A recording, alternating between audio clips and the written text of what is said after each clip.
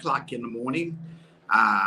Hello and welcome to Ask the Undertaker. It's an open, honest look at the funeral service brought to you by Golden Gate Funeral Home and Crematory with facilities in Fort Worth, Texas, Dallas, Texas, and Tallulah, Louisiana. I'm your host, John Beckwith Jr., and I am going live from Hawaii. Yes, you're probably wondering, why is it dark where he is? Well, it's 4 o'clock in the morning in Hawaii. I know it's 9 o'clock in the morning in Dallas, Fort Worth Metroplex. Good morning to everybody. And you're probably wondering, why is he going live if he's in Hawaii? Why is he enjoying the ocean and getting much needed rest? Well, I can tell you, I would never miss the opportunity to do Ask the Undertaker. My body is still on 9 o'clock a.m. Dallas time. So I am up and ready to roll. Well, let's go over a few things. What can we help with this morning on the Ask the Undertaker show? Well, today we're going to talk about what happens. What happens if your loved one is on one of these trips and something happens to them? What happens if you're on one of these trips and something happens to you? I mean, the bottom line is the reason why we take vacations, the reason why we travel, because we do it to enjoy ourselves. We do it to relax. We do it to get much needed rest. But even in that, things can and will happen. Well, it's not the idea of things are going to happen. We know it's just a matter of time. We know within this year, quite a few people have passed away while on vacation. You may wonder, well, what would cause that? Of course, you have the normal things like accidents. People normally do zip lining that they normally don't do. People swim with sharks that they normally wouldn't do, or wrestle with a tiger, or go snorkeling. They normally don't swim. Normally, accidents does happen on vacations because we normally do things that we normally don't do. Also, some people are just ill. Some people want to travel because they are ill, or it may be their wish is that, hey, before I pass away, I want to see my favorite place, or I always want to go there, so they will go. And when they're there, they will pass away while they are there. Also, a lot of people don't understand when you're traveling, there's a stress that comes with that. Having to get up early, being in an airport, and then, of course, the stress of just being on a plane takes a lot of toll on the body that can cause heart attacks and strokes. And if you already have some type of illness, to elevate your body 30,000 feet in the air sometimes can cause things to happen. So how do we prepare for this? You're thinking, hey, man, I'm on vacation. Last thing I need to be thinking about is passing away. Or the last thing I need to be thinking about is that my loved one is going to pass away. But things happen. And that's why there's an Ask the Undertaker show. That's why we're here, is to help with that. What do we need to know? What do we need to do if someone passes away while they are traveling? First thing first, call me. Yes, just pick up the phone and say, Undertaker, hey, man, my loved one passed away. What should I do? Allow me to help you figure that out. I don't want you to try to figure that out on your own. Of course, we're going to talk about some of the things we're going to do when you call me, but call me first. Call me on my cell phone. Call Golden Gate Funeral Home direct. They'll get in touch with me, and we're going to walk you through this very stressful situation. Let's kind of talk about it a little bit. Remember, when you travel, what you know in your hometown, what you know in your home state, what you know in your home country, it is not the same laws. As you travel from state to state, there's a different law. As you travel from country to country, there are different laws. So you may not always know exactly what's going to happen to the deceased person when they pass away, according to what you have learned in the States, or according to what you have learned in your area. It may not be the same. Some places actually require a autopsy. So you may say, hey, they didn't ever want an autopsy, but you may not have an option in that. If a person passed away from an accident, especially if it's on doing something commercially like zip lining, or maybe doing something with the company, that country or that state may require that an autopsy is done before that body is moved from that area, that may not be an option for you.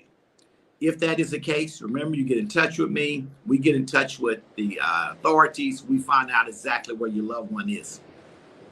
So your loved one is not always removed from the site of death by a funeral home.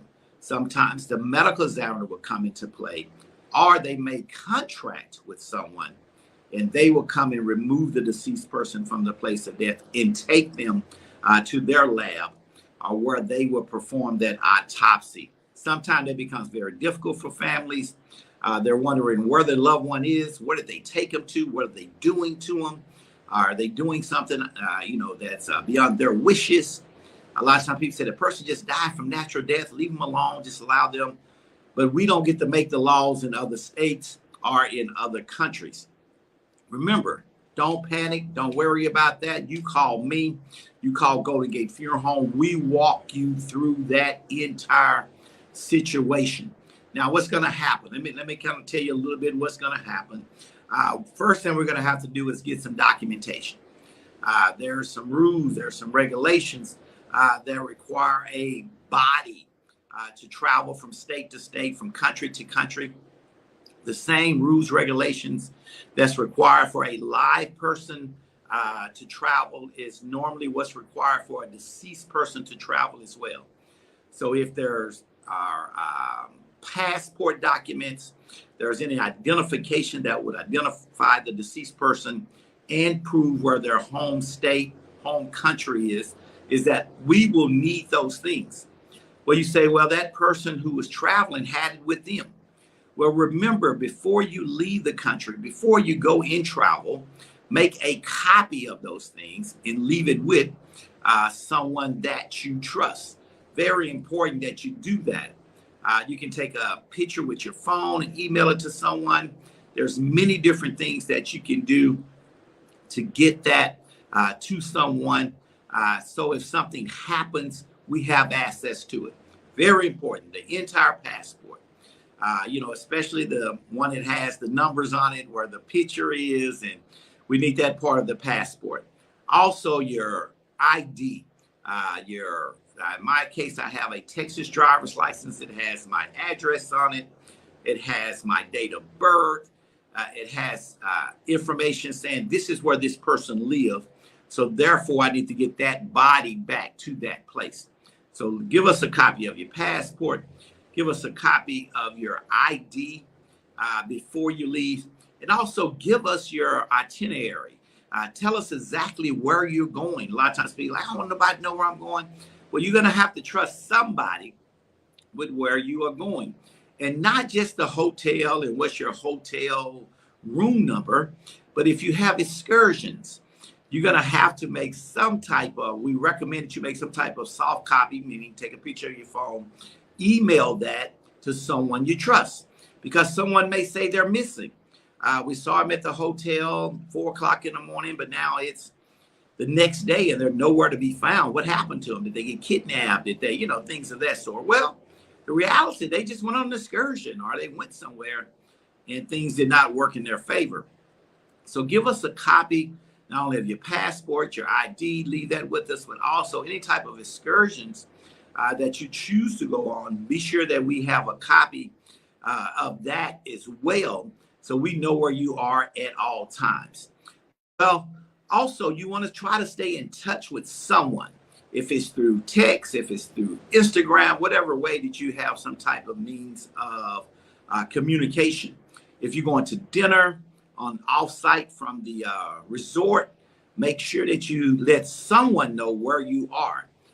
Remember, not just the person you're with, but also someone in the States, that they have an idea of where you are and where you should be. I should be back around this time. I'm going to check in at this time. Now, some of you probably listening and watching me right now saying, that's too stressful. That's too much to do on vacation. Well, I tell you, hopefully God will bless you that this tragedy never strikes. But I can tell you for thousands of people that it has. And it's a lot easier when we know exactly where you are and what you have. Now, what's going to happen is that we're going to get that phone call. We're going to get with the Office of the Consulate General in that country. We're going to get with that state about their rules and regulations. We're going to make sure that all laws are covered there. We're going to get you back. We're going to get an airline ticket. We're going to get the body prepared. We're going to get your loved one back on that airplane and get them back to you. You can't be in a big hurry. Remember, we're working on their time. We're working on their laws. So we must go by what they are allowing us to do. So let's be mindful of that as well. And you do not have to travel where your loved one is. A lot of people say, oh, my loved one passed away in Hawaii. I'm getting on a plane. I got to get where they are in order to take care of business. Most of the time, you do not, as a family member, have to travel where the deceased person is. That can be very stressful and sometimes dangerous, trying to go into foreign lands, trying to figure those things out. Allow myself as the Undertaker, allow Golden Gate Funeral Home to do that with you. We'll coordinate. You don't have to call the airlines. You don't have to call the consulate. We do that for you. We'll make sure that the embalming is done. If there's an embalming affidavit is necessary, we make sure that, you know, the airline is taken care of, the air trays, if they require any type of casket, we make sure that happens for you. But not only does people travel out of the state or travel to different parts of the country, people travel to United States. And quite often in our business, we will have people request to be taken back home. They may be from Africa, they may be from London, they may be from France. And they will say, hey, my loved one passed away here, but they were here just visiting, or they were here for a temporary time. They want to be taken back to their home country or state. We take care of that for you. That is not something you have to worry about. We're here to make sure that gets taken care of for you. Now, it is important, because we talk about so many things on this show, that we have a clear understanding on who is the next of kin. If you have more than one child and you're not married, if you have multiple next of kins, more than one sibling, we want to know those things, because it may require the signature and approval of each one of them. So those are one of the things you want to put in place before you leave, before you travel. Who's in charge? If you haven't did that right of disposition we talk about every show, and if you have, make sure that there is a copy left behind on who is in charge of your body being shipped from place to place. So very important. If you choose to, most people are going to have some type of vacation. You're going to be traveling somewhere, even if it's within the states or if it's outside of the country. Make sure we have a copy of your passport, copy of your ID, copy of the next of kin, copy of your itinerary, as well as keep in touch with someone so we don't think you're just missing somewhere, but we know exactly where you are. And if something happened, we can get you back. Someone is maybe watching, maybe listening, that have loved ones that's in the military. If that is the case, the military will take care of transportation of your loved one back into the country if they're in active duty. The military works very closely with Dover Air Force Base. And they will make sure that happens for you. Normally, you don't have to worry about that. If it's active military involved, just call me, call the funeral home. We'll make sure we coordinate with the military, and we will make sure you get your loved one back and make sure this will be as less stressful as possible for you. Why Golden Gate Funeral Home? You may say, hey, man, there's many funeral homes out there. Do I have to call you? Do I have to call Golden Gate Funeral Home? Well, first of all, if you're watching this show or if you're watching this live from via Facebook or Instagram, that means you know me. That means you know our funeral home. You know we've been in business for 42 years. We bury thousands and handle thousands of families annually. We have the expertise when it comes to that. So we're someone you can trust, someone you know. So you want to make sure it's done right. And of course, you want to do it with somebody that you trust. Now, a lot of people are asking, what if I want to be cremated?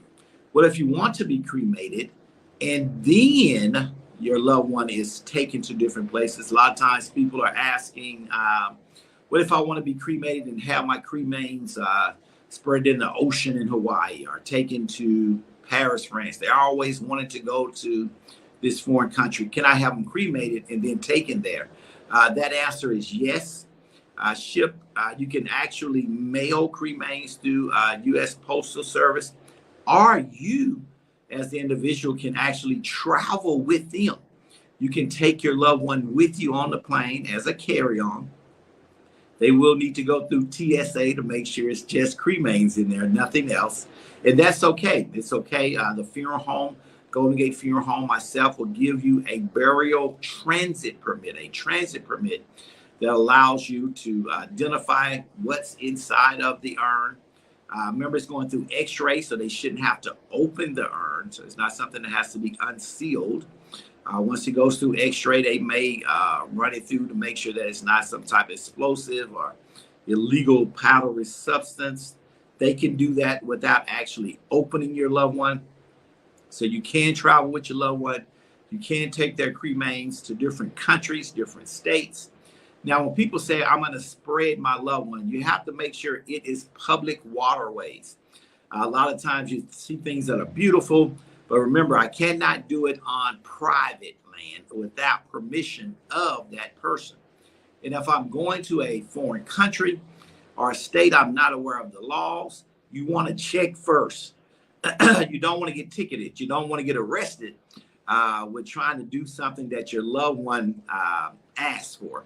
As far as spreading their cremains in an ocean or a lake or over a mountain, you definitely want to make sure it is legal to do so.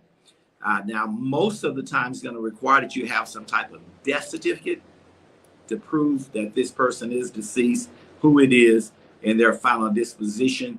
That death certificate is originated from where you passed away. So if I pass away in Hawaii, I'm going to have a death certificate from Hawaii. If I pass away in Dallas, my death certificate is going to be in Dallas. Well, listen, y'all, none of this is free.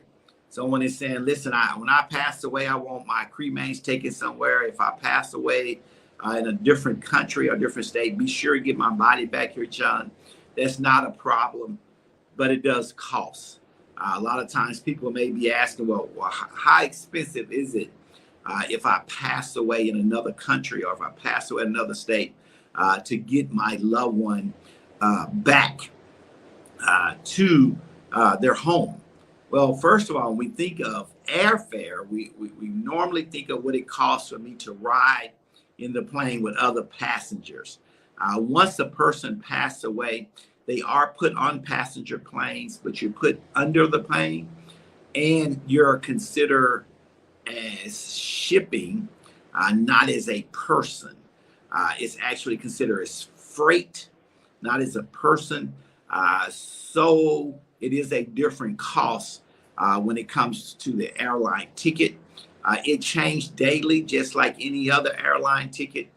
We will coordinate with whatever airlines goes from that area back to home, and we will get with them on that price. On an average, from state to state, that normally runs about $700 from state to state on an average. Out of the country, of course, it can be more expensive, just like your plane ticket. Normally, if we're going to another country, as far as Europe or Africa, it can run up to $3,000 to $4,000 for just the airline alone. So we need to be mindful that there is money set aside for that if that is your wishes. There is a thing called travel insurance.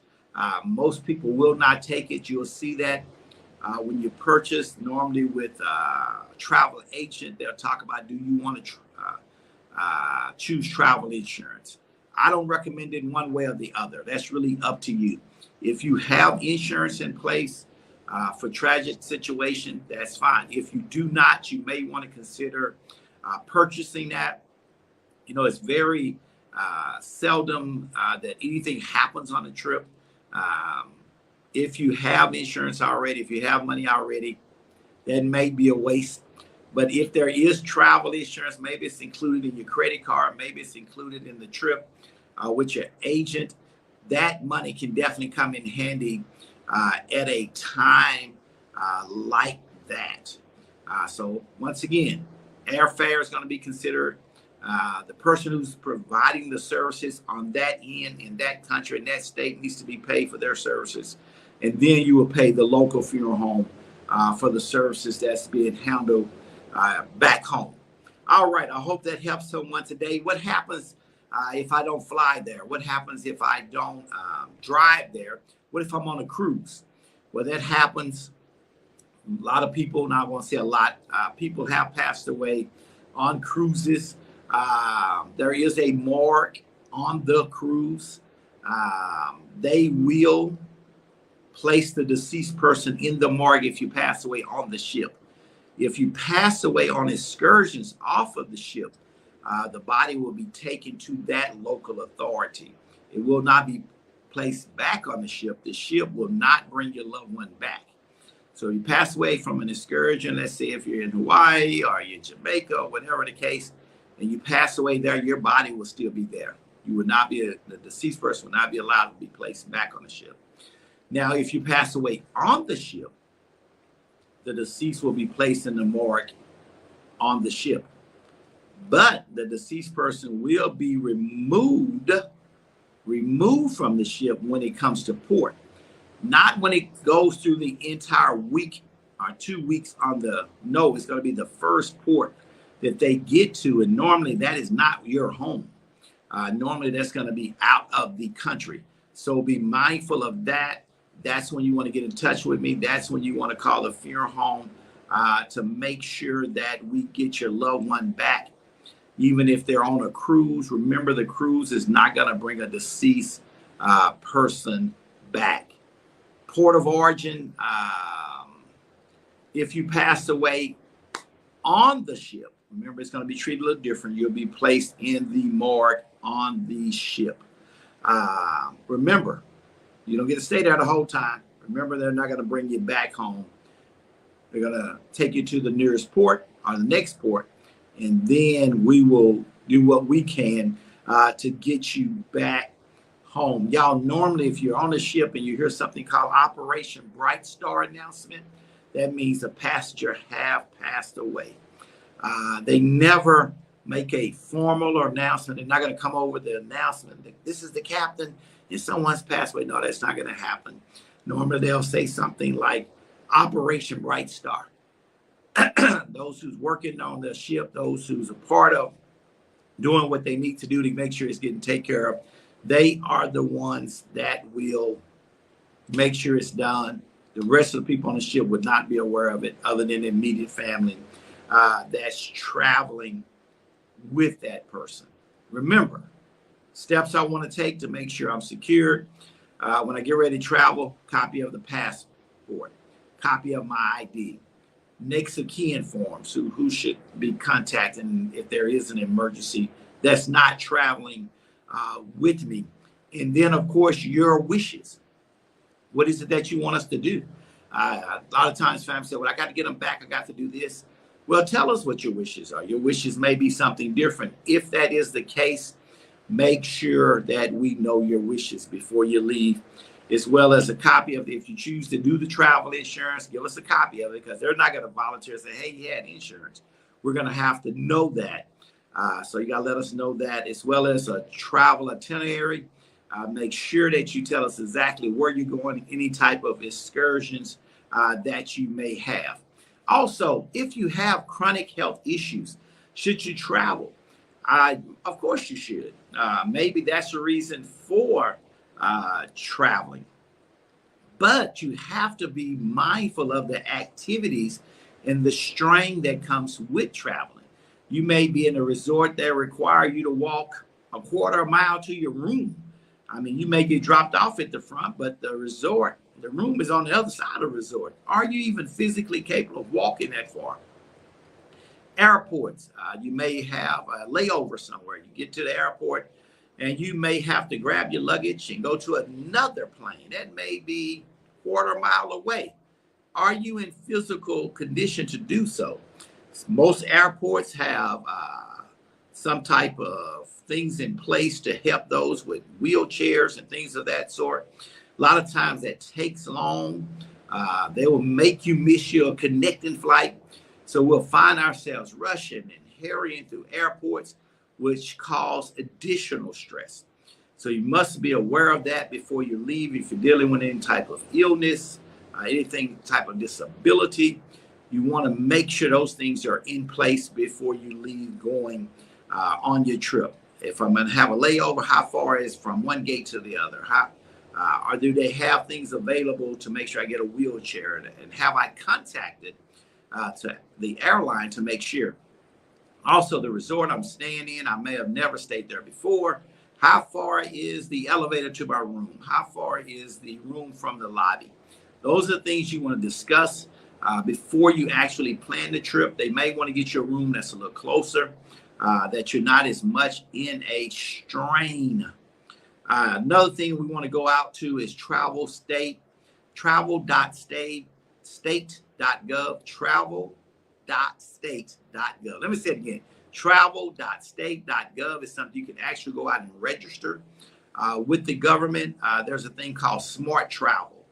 Again, that is travel.state.gov, Smart Travel. You want to go out there and you want to register. Remember, especially if you're in another country, we have embassies in most countries. They need to know that you're there because that's our safe haven. If some type of civil war break out, if something crazy goes on, you want to try to get to your embassy. Very important to do that. And we just want to make sure that you have a good time mentally, physically. This is not something you have to worry about. So if we prepare, like so many other things in life, normally that's one thing we have to worry about if something happens. Let's just stay prepared. Also, doctors and list of your medicine. Those are the type of things you need to leave with us. If we get a call from a foreign country or from a different states, and this person is here, they're having an episode, we can say this is the medication they're on, because you may not be able to speak for yourself. We can say they're diabetic, they have high blood pressure. We need to be able to give that to them. Also be able to give them who your doctor is and their telephone number, so they can coordinate with the health providers in that state or in that country. To maybe it's not sickness into death. Maybe you just need to get the right type of medicine to make sure they take care of you. So make sure that you leave that information with the ones that are behind. Make sure, I know we didn't get to go on a trip with you, so make sure you give us some information. If something happens, you are good to go. Everybody don't have the opportunity to travel, but if you do, you want to have a good time. That's the last thing you want to think about, that something's going to happen to my loved one or something's going to happen to me. But remember, as the Undertaker will always say, stay prepared. That is the number one thing about our show, is preparation ahead of time. Pre-need, meaning I get it done before I ever need it. I do it ahead of time. Millions of people around this nation has pre-needed their funeral services. They have went into details exactly what they want done, how they want it done. They have it in writing. They don't want to ever put their family in a position that they ever have to deal with that. Let's get our light back on. Here we go. We're back. That is so important. That you don't put your family in a position where we have to guess exactly what to do with you. Let's walk through that very quickly. Do I have to pay any money to put my things in order? That answer is absolutely not. You do not have to pay one penny, not one dime, to have your things put in order. You come by Golden Gate Funeral Home, we'll be more than happy to sit down with you, walk you through this procedure, put it on a computer for you, save it for you, give you copies to take with your families. It will not cost you $1. If you choose to pay for it ahead of time, you definitely have that choice. There's insurance agents as well as pre-need agents that works with us at Golden Gate Funeral Home. My sister Charlotte and so many others are out there. If you choose to pay for it ahead of time, if you choose to pay for it monthly or annually, whatever way you choose, that is available to you. But more important, go into details exactly what you want. If you want to be cremated, let us know. If you want to be buried, let us know. Let us know exactly where you want to be buried. Tell us exactly where you want that funeral, the colors you want, and all the things that your family normally have to do. You want to make sure you take that pressure from them. That's just what we call a pre-need. It's just being prepared, just like we talked about being prepared for travel. We want to be prepared when God calls us home. All right. Second of all, listen, once again, just like there's travel insurance, there is life insurance. We want to make sure our family is not using the inheritance to take care of your funeral bill. Also, we don't want to use the inheritance to pay off the bills that are left behind that we will continue to make, remembering that we are going to lose your salary. We're going to lose the income that you normally bring into the household. And I love to use simple numbers. If I make just $20,000 a year, which is, most of you watching and listening make a lot more money than that. In 5 years, that's $100,000 that's missing in a household. That's just a lot of money that need to be replaced. So you have to look at how much insurance do I have? Do I have that much life insurance? Do I have just enough to handle the funeral? Do I have just enough to handle the burial of my choice? But do I actually have enough money to replace my income for at least 10 years? Well, is the wife or is the husband going to lose the house when I pass away?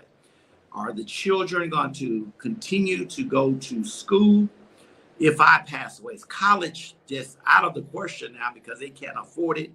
If I pass away, is someone else is going to have to go out and get a second job? Well, you don't want to put your family in that situation. Insurance is affordable. We have to make sure that you purchase the right type of insurance. Make sure you do it within your budget. When you're speaking to the agent, you have to know how much you can afford per month for life insurance. Best investment in the world. It's just amazing that some people actually have $1 million worth of life insurance. Some people actually have $500,000 worth of life insurance, and they're able to afford to pay every month for it. And when they pass away, their family is the better when it comes to inheritance. They are the better when it comes to being able to pay off the house or pay off the car, or kids going to college. And that's the position you want to put your loved ones in. We know how difficult it is. We know how memories are. We know when we're thinking of our loved ones, we want to think fond of them. We want nothing but good memories.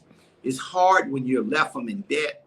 It's difficult when they're struggling financially because, of course, they love you. Of course, they're going to miss you. Of course, they're struggling with the grief process.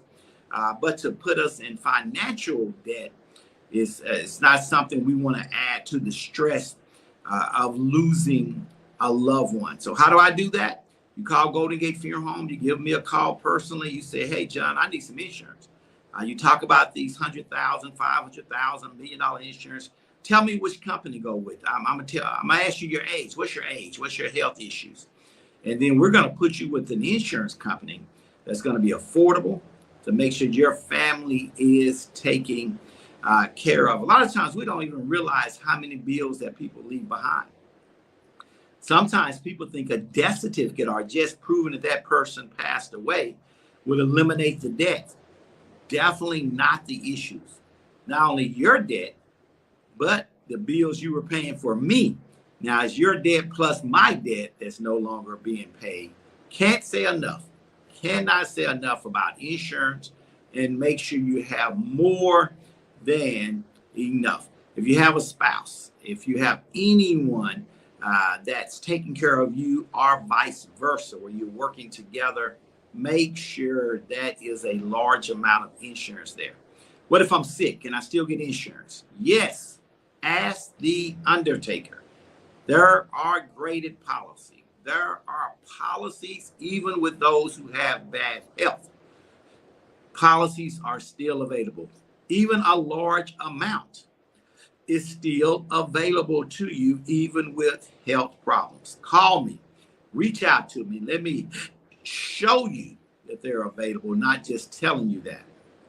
Also, we talk about liability insurance or disability insurance. If something happens and it's not into death, is there insurance available to still take care of me while I'm yet alive? Remember, I no longer have the job. I may end up in a nursing home. I may want to stay home. Whatever my choice is, make sure there's some type of disability insurance in place to make sure that you're taken care of while you're yet alive if something happens and you cannot continue to work. Let's move on to the next subject, which is last will and testaments, as well as trust, meaning basically I'm telling you exactly what I want done with the things I've left behind. You said, well, what is it that I left behind? I don't have anything. We have what we call an estate, meaning my house, my car, my money, any possessions that I have, the furniture. I mean, anything. They call it furniture and fixtures and equipment and all those things that you'll be surprised that you do have, your clothing, those type of things, children, dependent adults that you take care of. All of those things need to be placed in some type of last will and testament, as well as a trust. There are many different trusts out there. I spoke with many bankers. I spoke with many trust attorneys. Every one of them would say, John, you need an attorney when it comes to a trust. You need an attorney when it comes to a last will and testament. The last thing we want to happen is that you listen to the Ask the Undertaker show and you get something done, but it's not decent and in order. It's not right or what's right for your family or protection of what you have. So if you're able to afford an attorney, please get an attorney, get a trust attorney, get a last will and testament attorney. If you have a banker, listen to them. Normally they work very closely with accountants and attorneys. They can help you and lead you in the right direction when it comes to writing these last will and testaments. Some of us are listening, watching, saying, listen, I can't afford an attorney. I don't have a relationship with a banker. I don't have that kind of money. I respect that. So we want you to have something in writing as well. We want you to write down what you have, type up what you have, whatever way you choose to do it. But we need three things on that will. We need a signature from you. And you need to do that in front of a notary. So that notary can come back and witness that, yeah, it was definitely that person who signed it. They wasn't under distress. They showed me their identification and I got it signed. And they signed it and I notarized it that it was their signature. Second thing, you want a witness on there. You want a witness to also sign in front of that notary so that that witness can come back and say, yes, I knew of this person. I was with them at the time they signed it. They wasn't under distress. I saw it for myself. I'm not getting anything out of this, but what they did is legitimate. That is very important. Your signature as well as a witness signature, both of them being notarized by a notary. And then the third thing, make sure that will is dated. We want to make sure the will is dated because we want to go from the last will that you wrote. And we say that because we understand that things in your life is going to change. We know you're going to buy something else. We know you're going to sell something else. We know that you may have retired, may have gotten a new job. There's many different things that's going to happen in your life that will cause you to go and adjust that will. My loved one passed away. So, of course, I'm taking them out of the will and I'm putting someone else in that place. So I'm giving that to someone else. Remember, anytime someone passed away, everything has to be redone. Can't leave them as beneficiaries. Can't leave them on last will and testaments. You want to go back in and get that redone. A lot of you watching me right now, you're listening to me right now, you're saying, what? Mom passed away 20 years ago. I haven't changed anything. Make sure you get it changed. Dad passed away a month ago. Hey, go get it changed. Anytime someone has passed away, Their name should not be associated with anything. They need to be removed from those things and put someone that is yet alive. Last will and testaments, trust. Anytime someone passes away, when your life changed, you must go in there and change that. The children are grown now. So what you left before, your instructions are not the same. They were 10 years old when you wrote that. Now they're 30 years old. But that needs to be rewritten. Things change. Last will and testament, trust.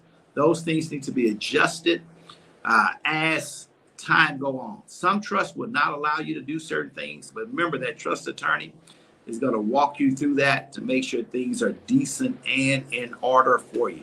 I hope so far that Ask the Undertaker has been helpful to you. We're going to continue with a few more things. Hang in there with me. When we talk about, make sure that any type of account that you have has a beneficiary on it. We call it the payable on debt, a POD. Remember, when that person passed away, we want to just be able to walk into the bank with that death certificate and remove any type of money that's in that account. We don't want just anyone walking in there removing it. We don't want to have to go through a probate court to get it removed. We want a beneficiary on there.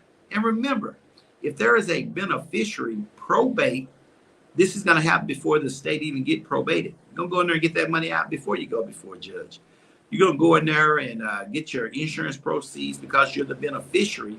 That doesn't get probated. Nobody can come back and contest it because you're the beneficiary. Shouldn't even be aware of it. And if they are aware of it, the law does not allow them to contest a beneficiary. So you're a beneficiary. You walk in there with that death certificate, that proof of death. You remove that money. Make sure if you have an account that you have a beneficiary on there you can trust.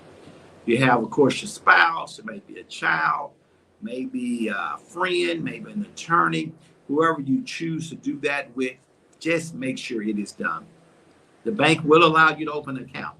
A bank would allow you to put millions of dollars in an account without a beneficiary. You can put $1 or $1 million. It doesn't matter. They do not require a beneficiary.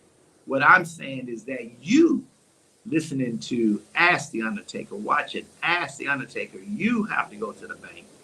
You have to say, I want a beneficiary on every one of my accounts. If something happens to me, I want my family, I want this certain person to receive these funds. Very important. If you said, hey, John, that was a lot. I'm not going to remember all that. Reach out to me. Call me. Text me. Say, hey, man, I was watching your show. And, hey, man, give me a little more details about this situation. Now, not only do we need to make sure we have our prearrange in place, we're going to make sure that we have our insurance in place, our last will and testaments and trusts. We're going to make sure those things are in place, and we're going to make sure there's a beneficiary on every account that I have. What about a living will, John? Did you forget about the living will? No, of course not. Make sure when you have those wills that you do something just in case you become disabled.